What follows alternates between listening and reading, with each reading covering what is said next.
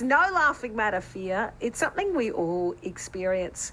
What happens when the experience of fear, though, becomes an everyday and overwhelming experience? Anxiety and panic is something that many of us have had some tough times over our lives. And the coronavirus has really sparked more of our anxieties as it's taken us into these unknown waters and forced some of us to think a little too much about our mortality.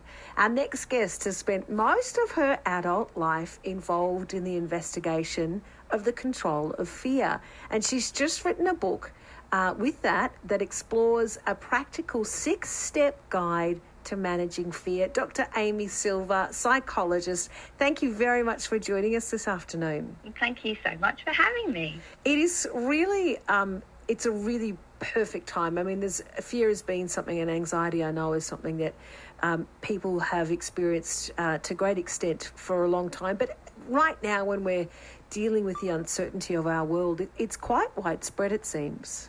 Yeah, it really is. The last reports look like about 30% of us are really struggling at the moment with doubt and worry. And I think you're right. It's something that we all face into at difficult times. But what's been going on this year has been very unsettling for lots of us, and probably given us rise to think about fears that we may have already had, but we weren't that aware that we were carrying them until now. It's interesting, isn't it, that triggering effect sometimes of fears that have perhaps lain dormant for a long time.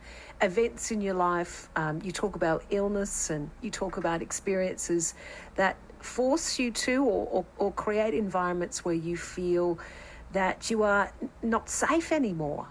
Yeah, and I think it's also that we learn to deal with a lot of our fears by developing behavioral habits that kind of mask it, and until we are all in a vulnerable position, we don't really notice it. And so fear can actually be quite controlling, even if we don't notice.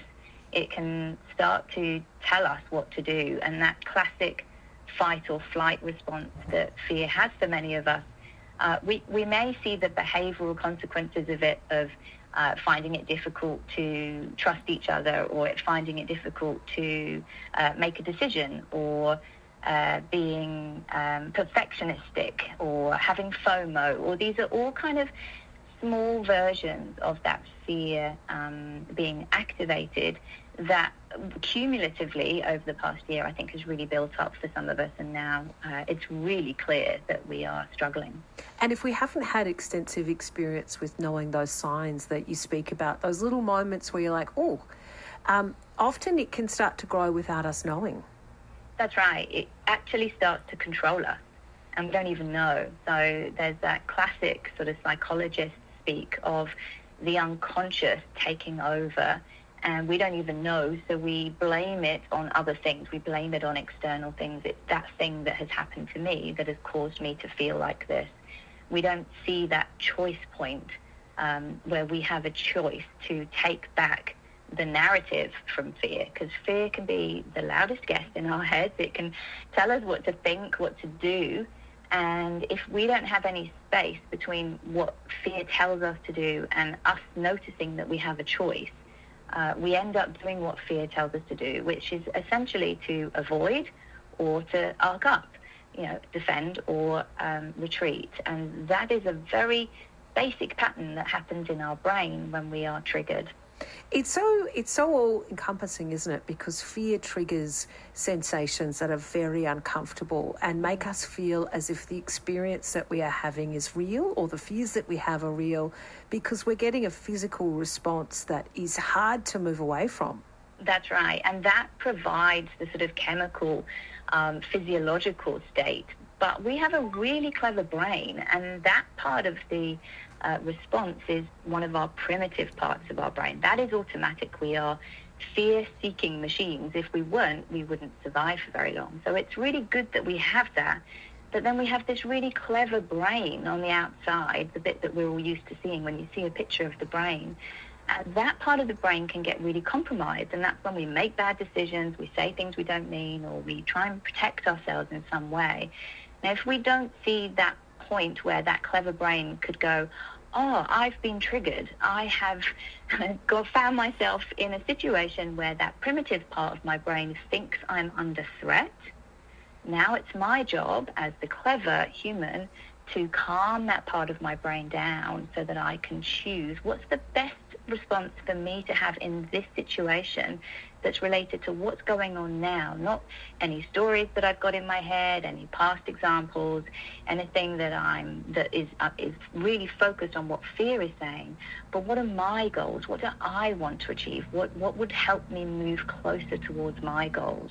Yeah, it really sparked some deep thinking of me reading this book. It's called The Loudest Guest. Our guest, who isn't that loud, is quite delightful, is Dr. Amy Silva, who has worked in the ideas around controlling fear for a very, very long time. Is that you can almost apply some of this to all of those strong emotions that we have that end up controlling some of the decisions that we make. You say in the book, fear is the greatest blocker to us living our lives.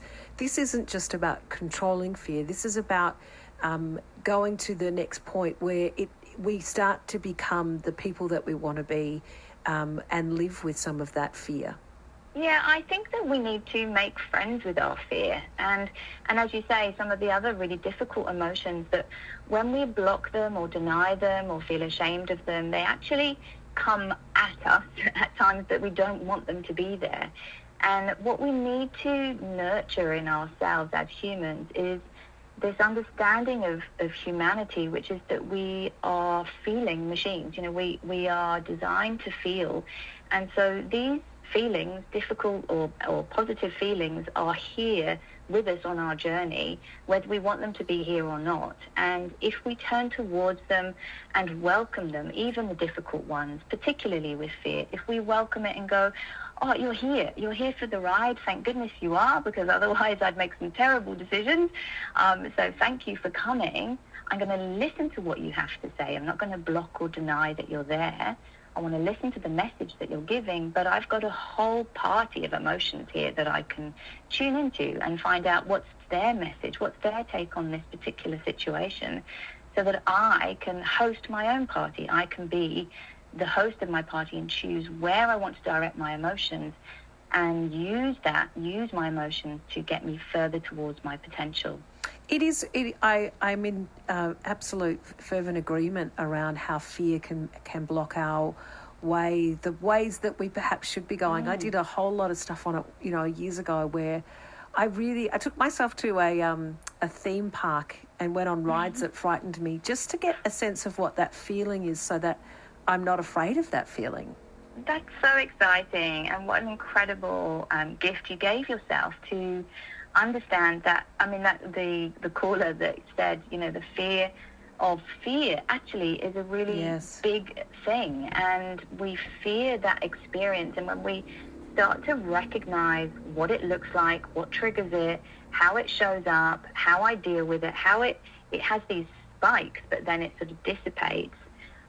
It's really not any different physically to the feelings that we get with excitement. Yeah. And so when we really start to analyze that and show fear, look, I'm not frightened of you, come on, let's play, we can get beyond fear and into that position that people call courage, which is essentially moving through fear, moving beyond fear. It's not about being fearless, it's about using that fear as a guide of, here's something that's uncomfortable.